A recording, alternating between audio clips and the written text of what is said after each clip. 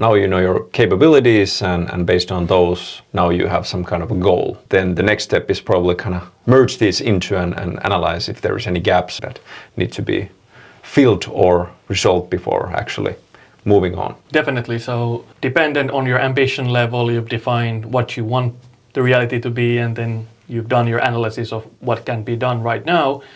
And then most likely you have some gaps in some of the capabilities. Maybe you're lacking a system that can handle serialized or individualized inventory management, which prevents you from, in a scalable way, selling items in-store, in a shop-in-shop, or online, or both at the same time, with unique product images and pricing and so on. So then it's up to you to then define how do you bridge the gap. Classic one is that either you build or you buy.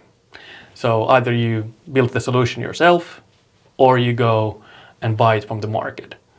In terms of software, we at TwiceCommerce would say that probably better to buy. There's us and a couple of other players in the market that are helping retailers to bridge the gap in an efficient way where you don't have to spend hundreds of thousands or even millions in software development building a system that you're not yet fully committed to. You just want to launch, for example, a test shop in one store. So that's where companies like TwiceCommerce help you a lot. So you don't have to front load a lot of investments in software. Where I think it gets more fuzzy is then if you have gaps in your operational capabilities. So for example, the inspection process. So if your store employees can't yet do it, do you build, so do you invest in their capability of knowing the products better? Or do you have some kind of a partner that you kind of direct all of your product returns to a partner warehouse that handles all of that and kind of gives you as a feedback the information of the grading and valuation of items, and maybe takes those product images that you can then use in your own online store, maybe with a system like TwiceCommerce. There, I think it's super case by case, because if you think about it, investing effort in your own employees knowing some product categories better is something that retailers anyhow usually would do.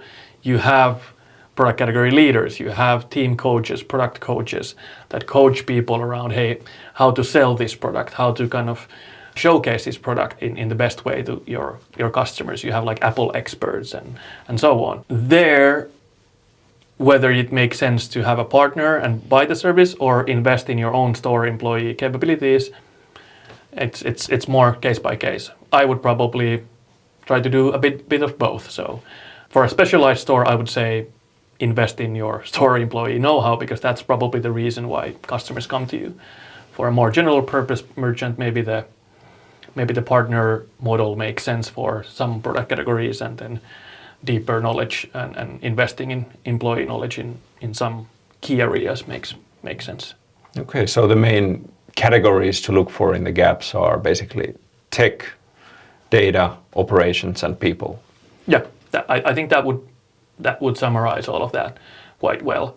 In tech, you can also split it into like inventory and catalog management, which are the important things, like what do you actually have, the inventory side of things, how are you selling them forward, the catalog side of things, and then you have sales channels and maybe payments. So there's a question like, okay, so I now have this serialized, individualized inventory.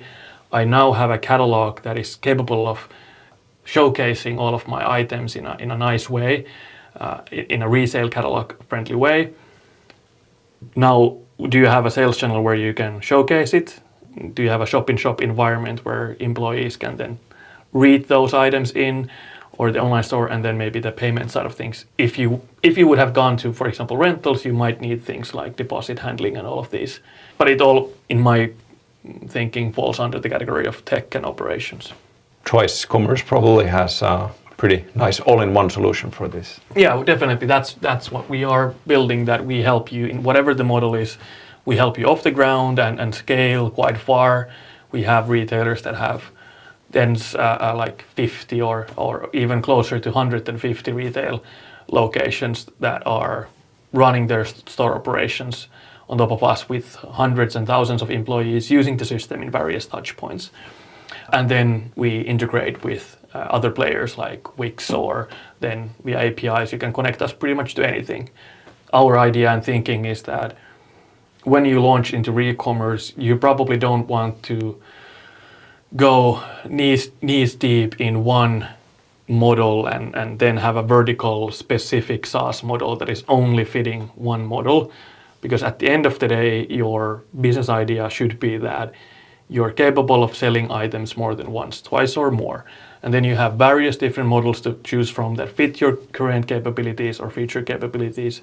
So you probably want some horizontal capabilities in terms of software that help you do the key things super well. So tracking that individualized inventory, having a catalog that is friendly for Recommerce, and then being able to bridge that gap to your existing sales channels.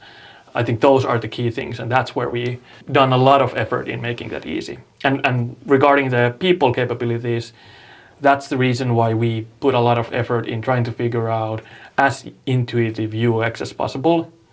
So from our perspective, it scales for that entrepreneur who's just launching their store. So it's an intuitive software that doesn't overwhelm you. But the same capability then scales to large enterprises and retailers whose challenge is that they have a lot of employees and a lot of turnover with employees.